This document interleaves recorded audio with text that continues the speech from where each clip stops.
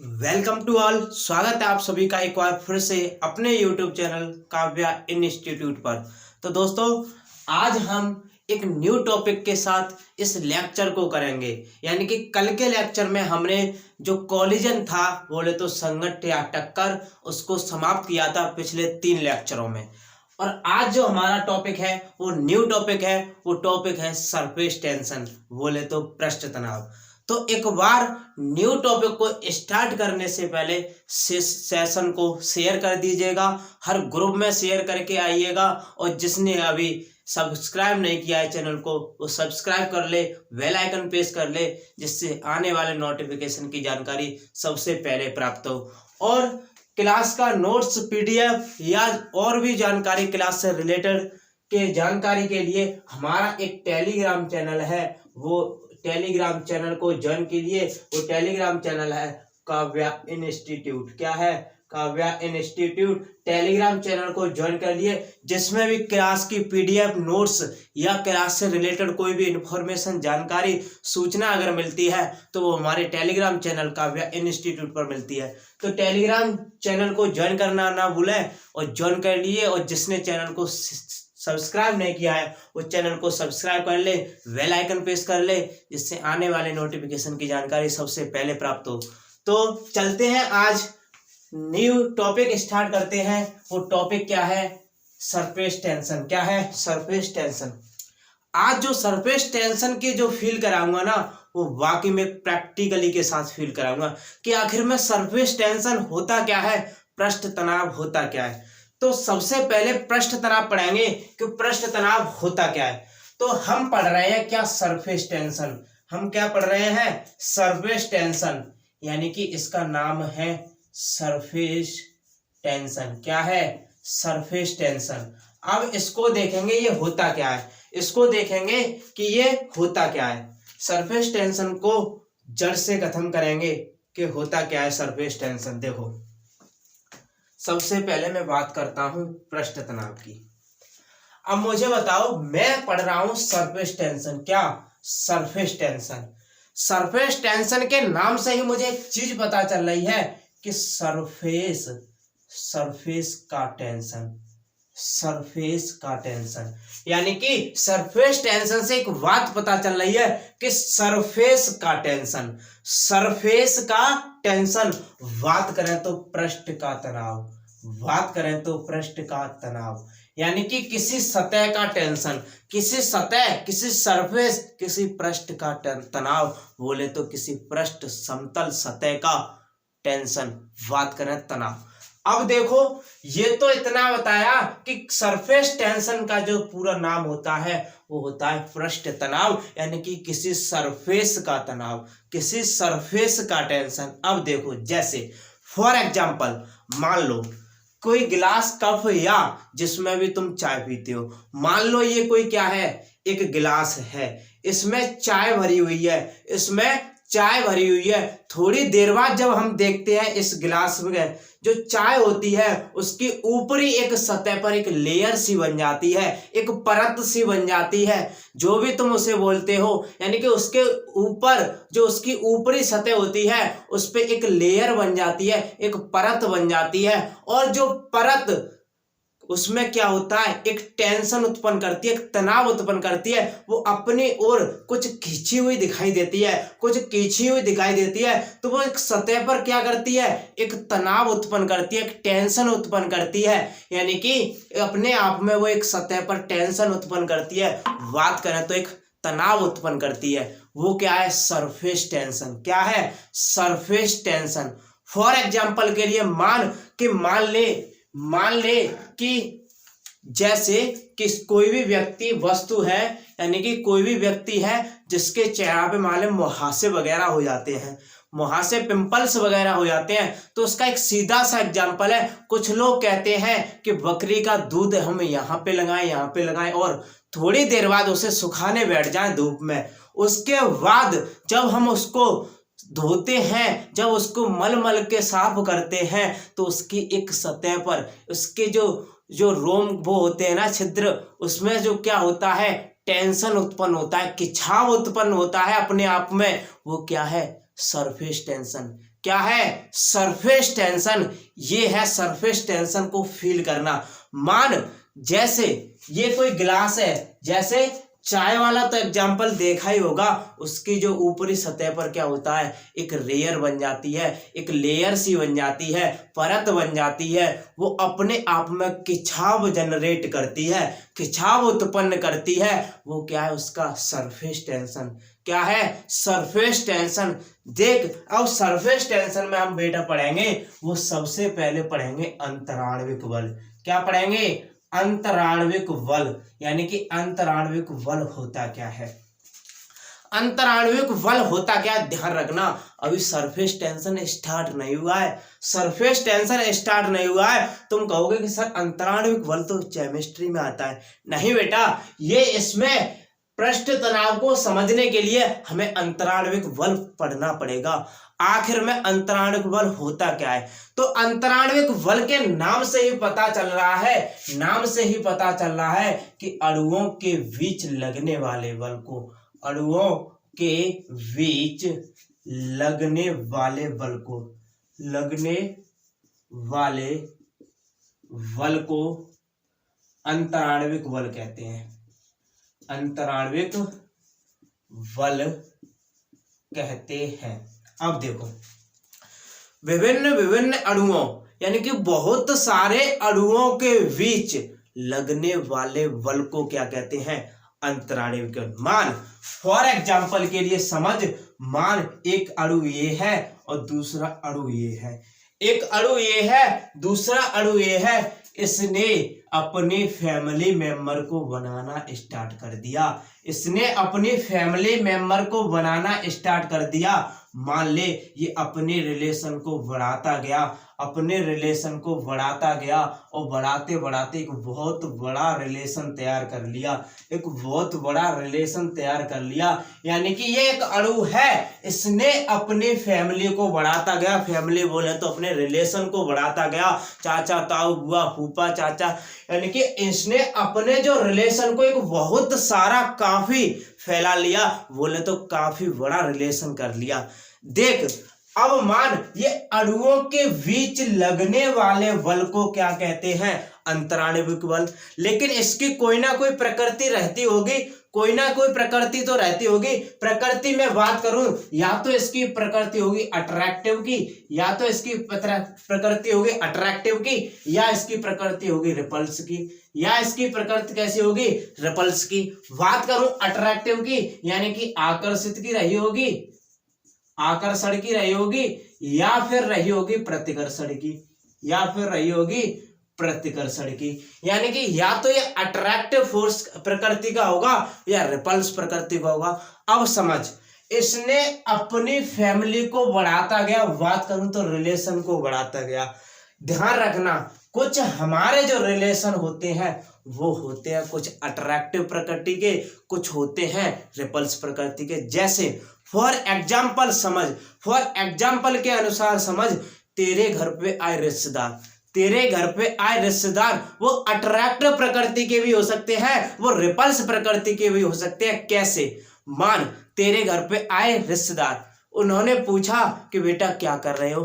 तुम्हारा जवाब गया कि चाचा ताऊ बुआ फूफा या जो भी है तैयारी कर रहा हूं, तैयारी कर रहा हूं। तो उधर से जवाब आया, ठीक है बेटा अच्छी बात है, तैयारी कर रहा है, कहीं ना कहीं जरूर सफलता मिलेगी, नौकरी जरूर मिलेगी। ये कैसी प्रकृति? अट्रैक्टिव प्रकृति, यानी कि अट्रैक्टिव आकर्षित प्रकृति का एग्जाम्पल मिला। लेकिन वहीं पर दूसरे रिश्तेदार आए, उन्होंने पूछा बेटा क्या कर रहा है? तैयारी कर रहा हूं। उधर से जवाब आया, बेटा 2 साल से तैयारी कर रहा है, तेरे बस की बात नहीं है नौकरी लेना, तेरे बस की बात नहीं है नौकरी लेना, टिफिन ले और चल काम पे। ये क्या है? ये क्या है? रिपल्स प्रकृति का। बात करें तो प्रतिकर्षित प्रकृति का, प्रतिकर्षित प्रकृति का, यानी कि जो रिलेशन भी होते हैं वो 2 टाइप्स के होते हैं, एक अट्रैक्टिव प्रकृति, एक रिपल्स प्रकृति। तो मैं आपको यहीं पर यही समझाना चाहता हूं कि अणुओं के बीच जो बल लगता है उसे अंतराण्विक बल तो कहते हैं, लेकिन उसकी प्रकृति या तो अट्रैक्टिव की होगी या रिपल्स की हो सकती है। फॉर दिस एग्जाम्पल, मान ये जो अंतराण्विक बल है उसकी एक कंडीशन कहती है कि जो अंतराण्विक बल है उसका प्रकृति बात करूं तो नेचर जो होता है वो होता है विद्युत चुंबकीय नेचर। विद्युत चुंबकीय नेचर होता है। कैसा? विद्युत चुंबकीय नेचर का होता है। यानी कि क्वेश्चन बन सकता है कि नहीं, मैं कह सकता हूं ये जो क्वेश्चन है वो 0.1% चांस है पूछने के, 0.1% है पूछने के कि अंतराण्विक बल की प्रकृति क्या होती है। अगर तब भी पूछ ले तो हमने तो पढ़ाई है कि अंतराण्विक बल की जो प्रकृति होती है वो कौन सी होती है? विद्युत चुंबकीय प्रकृति होती है। कौन सी? विद्युत चुंबकीय प्रकृति होती है। अब देखो, अब बात करते हैं कि अंतराण्विक बल तो पढ़ लिया मेरे लाल। जो अंतराण्विक बल होता है वो 2 प्रकार का होता है। कितने प्रकार का? 2 प्रकार का। अब ध्यान से पढ़ना कि जो अंतराण्विक बल होता है वो कितने प्रकार का? 2 प्रकार का। अब मैं जो 2 प्रकार हैं वो अगली स्लाइड में बताना चाहूंगा। इसके अगली स्लाइड में बताना चाहूंगा कि जो अंतराण्विक बल 2 प्रकार के होते हैं और कौन कौन से प्रकार के होते हैं। देख समझ, अंतराण्विक बल के टाइप्स पढ़ेंगे अब।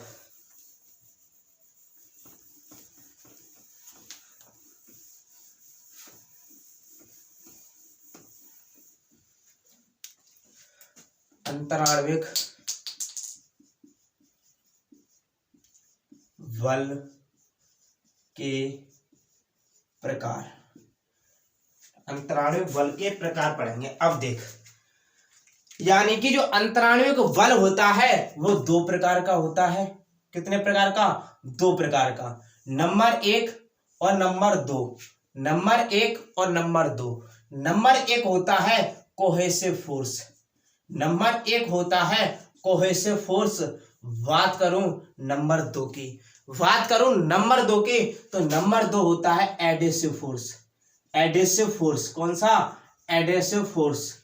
अब देखना कोहेसिव फोर्स क्या होता है और एडेसिव फोर्स क्या होता है। मैं बात करूं कोहेसिव फोर्स की तो इसे हिंदी में कहते हैं ससंजक बल। क्या कहते हैं? ससंजक बल। क्या कहते हैं? ससंजक बल। और उधर बात करूं एडेसिव फोर्स की तो उसे कहते हैं आसंजक बल। उसे कहते हैं आसंजक बल। क्या कहते हैं? आसंजक बल। अब मेन मुद्दा यहां पर तो आ गया कि अंतराण्विक बल 2 प्रकार के होते हैं। नंबर 1 कोहेसिव फोर्स और नंबर 2 एडेसिव फोर्स। अब बात करते हैं कि जो नंबर 1 होता है यानी कि कोहेसिव फोर्स होता क्या है।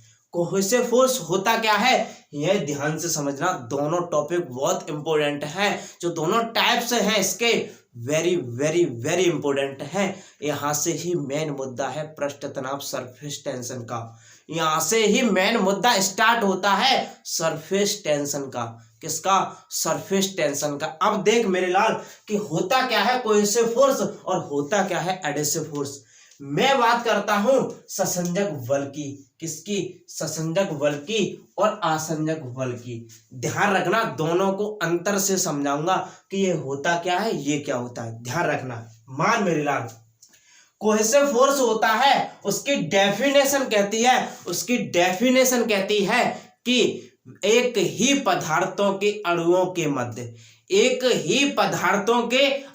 के मध्य जो बल लगता है उसे कहते हैं हम क्या? ससंजक बल। लिखना चाहो तो लिख लेना। एक ही पदार्थों के अणुओं के मध्य लगने वाला आकर्षण बल ससंजक बल कहलाता है।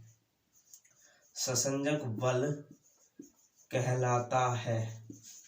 अब देखना कोहेसिव फोर्स होता क्या है। कोहेसिव फोर्स कहता है एक ही पदार्थ, एक ही नेचर के जो पदार्थ होते हैं उनके अणुओं के मध्य लगने वाले बल को कहते हैं कोहेसिव फोर्स। अब एग्जाम्पल समझ। देख मान ये कोई एक है और ये कोई एक व्यक्ति है। 2 व्यक्ति हैं। मैं मान लेता हूं अगर ये व्यक्ति तेरा, मान ले फॉर एग्जाम्पल समझने के लिए, ये व्यक्ति अगर तेरा बाबू है तो ये भी बाबू होगा, ये भी बाबू होगा। अगर ये व्यक्ति सोना है तो ये भी सोना होगा। अगर ये व्यक्ति धनिया है तो ये भी धनिया होगा, ये भी धनिया होगा।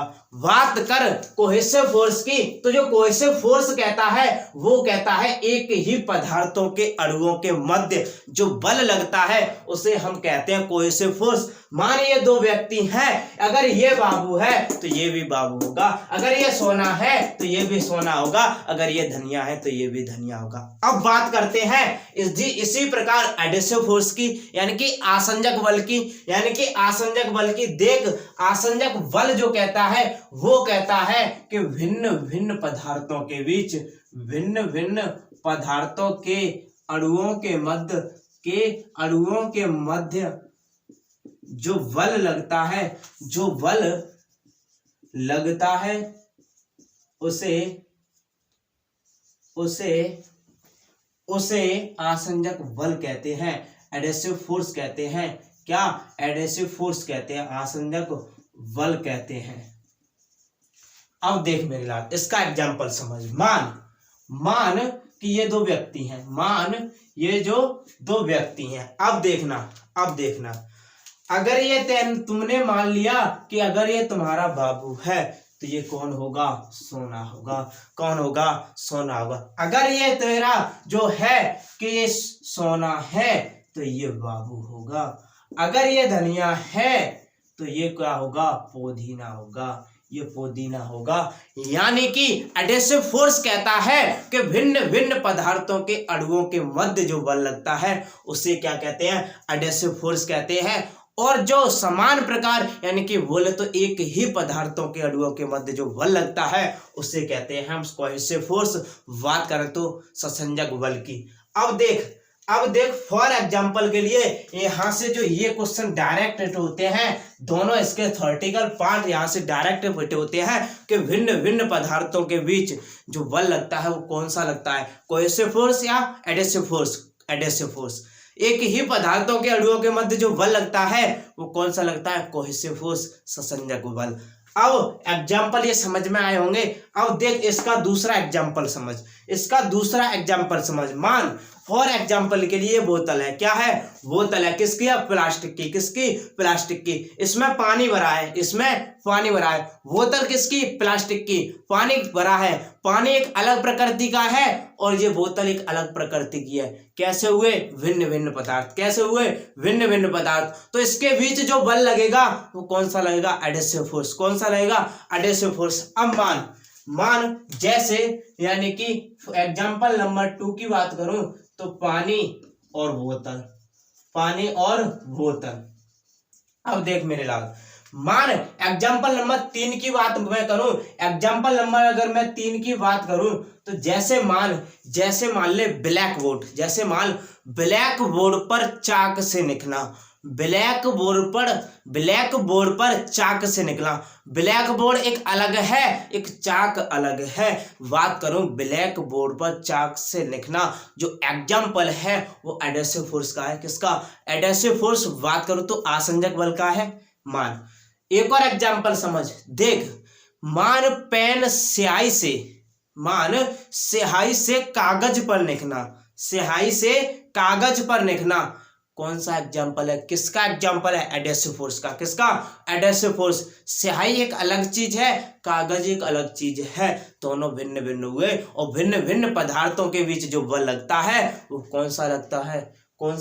Adhesive force. कौन सा लगता है? Adhesive force. इतना क्लियर हुआ होगा कि एडहेसिव फोर्स क्या होता है और कोहेसिव फोर्स क्या होता है। मेन मुद्दा यहीं से है। क्यों? क्योंकि सरफेस टेंशन का जो कारण है, जो रीजन है, जो कोज है वो कोहेसिव फोर्स से है। कोहेसिव फोर्स बात करो तो ससंजक बल से है। ये भी क्वेश्चन बनता है, लेकिन ये सारे क्वेश्चन बनने वाले जब पृष्ठ तनाव की डेफिनेशन पढ़ाऊंगा ना तब बताऊंगा। अब देखो, हमने दोनों टाइप्स क्लियर कर लिए, यानी कि दोनों चीज पढ़ ली। अंतराणुक बल पढ़ लिए और अंतराणुक बल के टाइप्स पढ़ लिए। अब जो हम पढ़ेंगे वो पढ़ेंगे मुक्त पृष्ठ या मुक्त तल, फ्री लिक्विड सरफेस।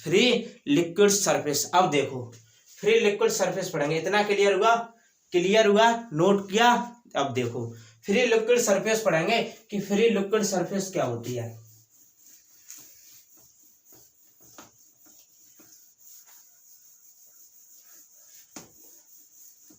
अब देख मान, अब हम जो पढ़ेंगे मुक्त पृष्ठ या मुक्त तल, मुक्त तल। अब देख मेरे लाल, free liquid surface, free liquid surface. अब देख मेरे लाल, फ्री लिक्विड सरफेस होता क्या है, मान ले ये ले ले या फिर ये ले ले, मान फ्री लिक्विड सरफेस पहले समझ होता क्या है। फ्री लिक्विड सरफेस कहता है किसी द्रव का वह पृष्ठ, किसी द्रव का वह पृष्ठ जो द्रव के संपर्क में हो उसे मुक्त पृष्ठ कहते हैं, उसे मुक्त पृष्ठ कहते हैं। यानी कि किसी द्रव का वह पृष्ठ, किसी द्रव की, किसी लिक्विड की वह सरफेस जो द्रव के संपर्क में हो, जो लिक्विड के संपर्क में हो, ऐसे तल को, ऐसे सरफेस को हम कहते हैं फ्री लिक्विड सरफेस, मुक्त पृष्ठ या मुक्त तल। मान समझ, ये एक तेरा जो भी है पात्र है, एक ये पात्र है, इसमें जो है ये यहाँ पे जो जल भरा हुआ है, बात करूं तो लिक्विड फिल किया हुआ है, लिक्विड है। अब देख समझना, लिक्विड की ये जो सतह है, इससे जो ऊपर है यहाँ पर एयर होगी, एयर बात करूं तो वायु होगी। ये इसका क्या है, वाटर है, इसका क्या है, वाटर बोलूं तो लिक्विड है। तो द्रव का जो मुक्त पृष्ठ यानी कि तल कहता क्या है, तल कहता क्या है, तल कहता है कि किसी द्रव का वह पृष्ठ, किसी लिक्विड की वह सरफेस, किसी लिक्विड का एक ऐसा सरफेस जो द्रव के संपर्क में हो, उसे कहते हैं हम क्या, मुक्त पृष्ठ या मुक्त तल। अब देख इससे बनने वाले सुपर नोट देख, इससे बनने वाले सुपर नोट पॉइंट देख कि बनते क्या है सुपर नोट पॉइंट। देख मान ले कि ये कोई तल है, ये कोई तल है। अब यहाँ पर जो है एक बिंदु ये है और एक बिंदु मान ले इसके अंदर है। ये बात करो तो पॉइंट ए है, ये पॉइंट बी है, ये पॉइंट ए है, ये पॉइंट बी है। अब देखना ध्यान से, इस पॉइंट पर जो इसके मॉलिक्यूल होंगे, बात करो जो मॉलिक्यूल्स होंगे यानी कि जो अणु होंगे, वो इसको एक फोर्स के माध्यम से अंदर की ओर खींच रहे होंगे। जी हाँ, बिल्कुल अंदर की ओर खींच रहे होंगे। क्यों? क्योंकि ये इसकी लिक्विड की सतह है, द्रव की सतह है, और सतह से लिक्विड के जो मॉलिक्यूल्स होते हैं वो एक फोर्स के द्वारा अंदर की ओर खींचते हैं, अंदर की ओर खींचते हैं। क्यों?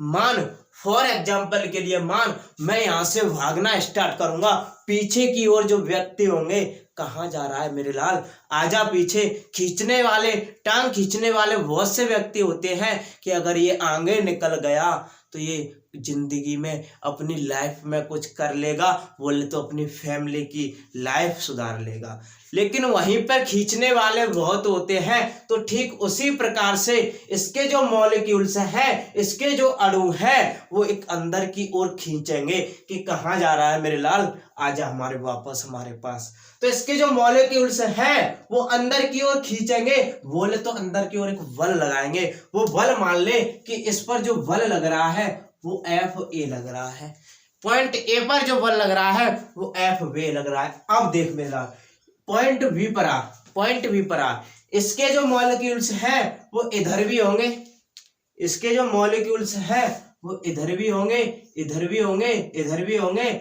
और इधर भी होंगे। बोले तो पॉइंट बी के जो मॉलिक्यूल्स होंगे वो चारों तरफ होंगे, चारों तरफ होंगे। अब जो इस पे जो बल लगेगा वो Fb लगेगा। कौन सा? Fb। लेकिन एक बात समझना ध्यान से, यही इसका सुपर नोट है। इधर की ओर लगने वाला बल इधर की ओर लगने वाले बल को खत्म कर देगा। जो इधर की ओर जो बल लगेगा वो इधर की ओर जो मॉलिक्यूल्स बल लगाएंगे वो इधर वाले बल को बैलेंस करके खत्म कर देंगे। अब देख मेरा, जो ऊपर की ओर बल लगेगा, पॉइंट बी की बात कर रहा हूं, जो ऊपर की ओर बल लगेगा वो नीचे की ओर मॉलिक्यूल्स जो बल लगाएंगे उसको बैलेंस करके खत्म कर देंगे। जी हाँ, बिल्कुल कर देंगे। तो मैं कह सकता हूं पॉइंट बी पर जो एफ नेट बल है वो जीरो है। पॉइंट बी पर जो एफ नेट बल है वो जीरो है। जी हाँ, बिल्कुल है। लेकिन यहां से जो सुपर नोट बनता है, बात करूं तो एग्जाम में पूछा हुआ क्वेश्चन है एयरफोर्स नेवी एनडीए में। अब देख वो नोट क्या है, सुपर नोट। वो नोट है कि पॉइंट ए पर जो बल है, पॉइंट ए पर जो बल है वो ग्रेटर देन है पॉइंट बी पर बल के। यही है इसका मेन रीजन, यही है सरफेस टेंशन का मेन रीजन। क्योंकि कोहेसिव फोर्स बात करूं तो ससंजक बल ही कारण है पृष्ठ तनाव का।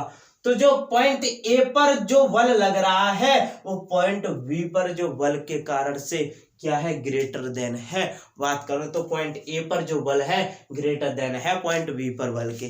क्योंकि पॉइंट बी पर जो बल होता है वो एफ नेट जीरो हो जाता है। क्यों हो जाता है? क्योंकि जो उसके वैलेंस करने की कंडीशन होती है, मॉलिक्यूल्स के वैलेंस करने की जो कंडीशन होती है वो आपस में बल को वैलेंस करके खत्म कर देती है।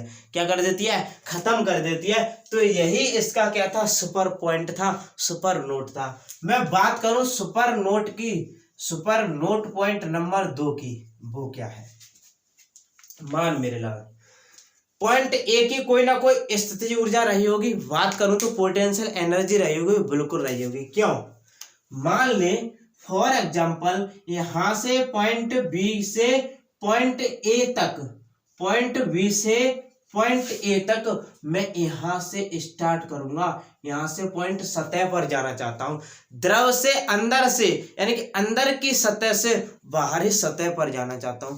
मैं अंदर की सतह से बाहरी सतह पर जाऊंगा तो जो अंदर वाले मॉलिक्यूल्स हैं, जो अणु हैं, वो अपनी ओर खींचने का प्रयास करेंगे, कि अपनी ओर खींचने का प्रयास करेंगे, उससे बाहर जाने से मना करेंगे, यानी कि बाहर ना जाने का प्रयास करेंगे कि ये बाहर ना जा पाए। बोले तो अपनी ओर अट्रैक्ट करेंगे, खींचेंगे उसे।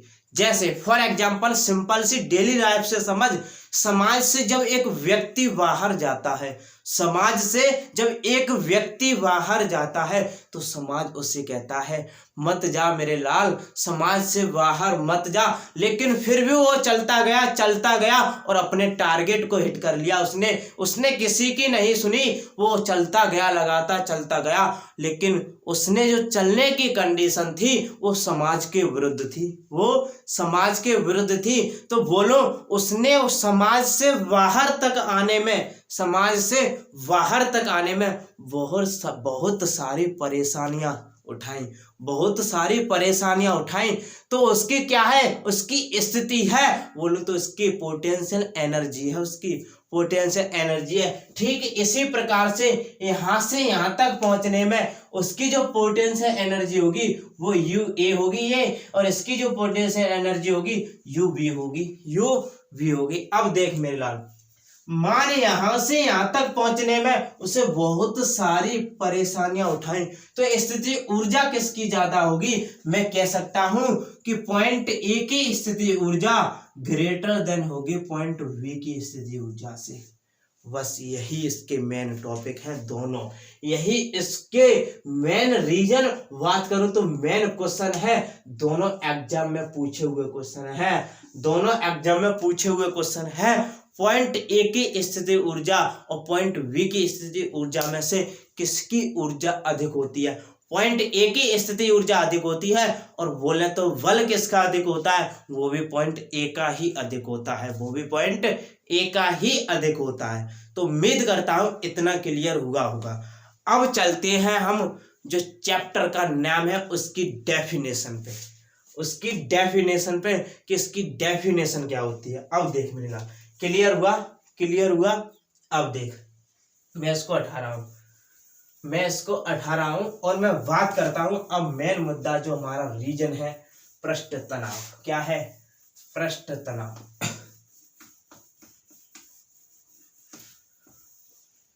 अब देख मेरे भाई, पृष्ठ तनाव की परिभाषा यानी कि definition of surface tension. Definition of surface tension, जो डेफिनेशन ऑफ सरफेस टेंशन होती है वो दो प्रकार से होती है। वो कितने प्रकार से होती है? दो प्रकार से। नंबर एक होती है काल्पनिक डेफिनेशन, काल्पनिक परिभाषा बोले तो इमेजिनरी डेफिनेशन।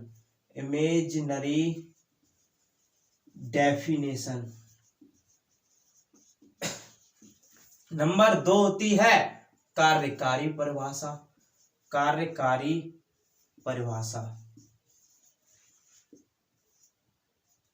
बोले तो वर्किंग डेफिनेशन।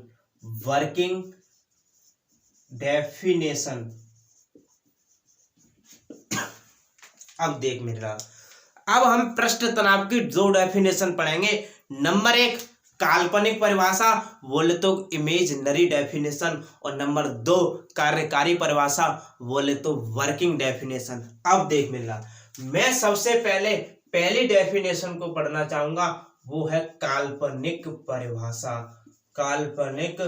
परिभाषा। बोल सकता हूं इमेजिनरी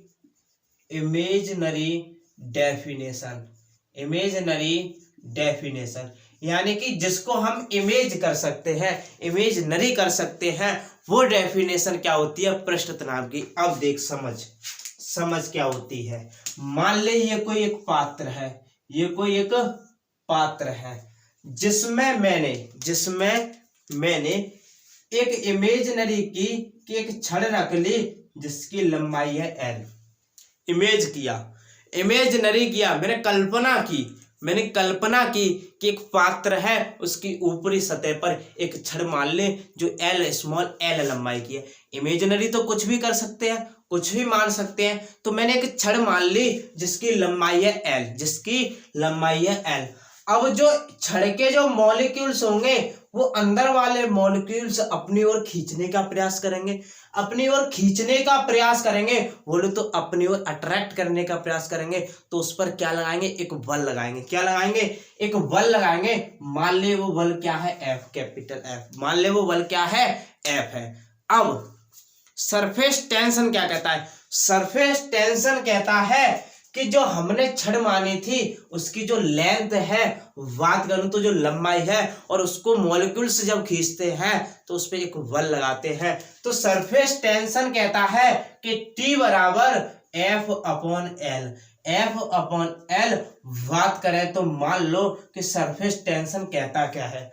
सरफेस टेंशन काल्पनिक परिभाषा या इमेजिनरी डेफिनेशन में कहता है कि यूनिट लंबाई पर लगाया गया बल क्या कहलाता है? सरफेस टेंशन कहलाता है। यूनिट लंबाई पर लगाया गया बल क्या कहलाता है? सरफेस टेंशन कहलाता है। बात करूं तो पृष्ठ तनाव कहलाता है। अब देख मेरे लाल, मैं लिखना चाहूं तो लिख सकता हूं प्रति एकांक लंबाई पर जो बल लगाया जाता है उसे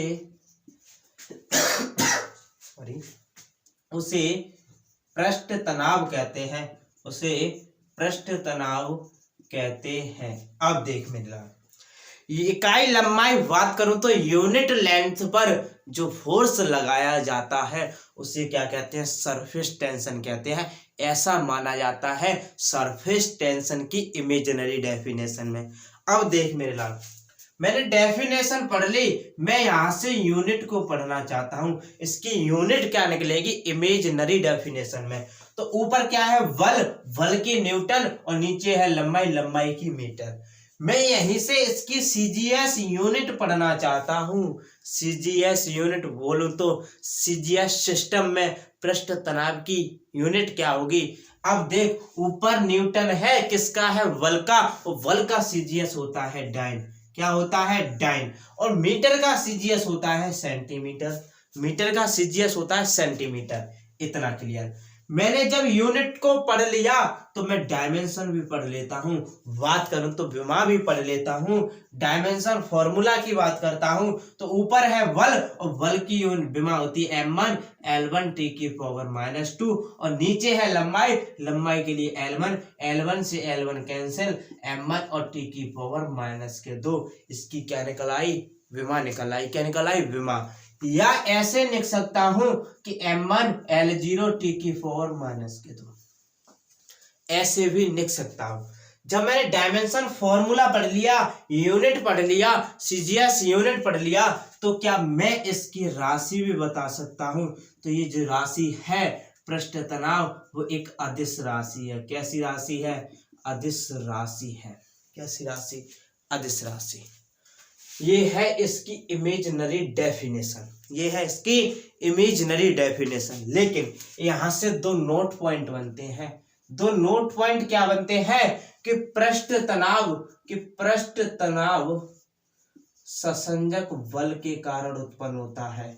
ससंजक बल के कारण उत्पन्न होता है। नोट पॉइंट नंबर 2 है, ये तो मैंने पीछे भी बताया था कि सरफेस टेंशन रीजन क्या है, कारण क्या है, कोहेसिव फोर्स। बात करूं तो ससंजक बल का ही कारण है, ससंजक बल के ही कारण उत्पन्न होता है सरफेस टेंशन। अब देख मेरे लाल, जो सेकंड नोट है वो कहता है गहराई पर जाने पर पृष्ठ तनाव कितना हो जाता है, शून्य होता है। कितना हो जाता है, शून्य होता है। क्यों, मैंने कह दिया नोट पॉइंट है कि गहराई के कारण जो सरफेस टेंशन होता है वो 0 होता है। क्यों, क्योंकि मैं अभी बता के आया हूं, जो गहराई पर जो होता है उस पे चारों तरफ से बल लगाया जाता है और जो चारों तरफ का बल बैलेंस करके खत्म हो जाता है। कह सकता हूं कि एफ नेट वहां क्या होता है, 0। एफ नेट 0 होगा तो टी बराबर होता है F/L। जब ये ही 0 होगा तो पृष्ठ तनाव भी 0 होगा, पृष्ठ तनाव भी 0 होगा।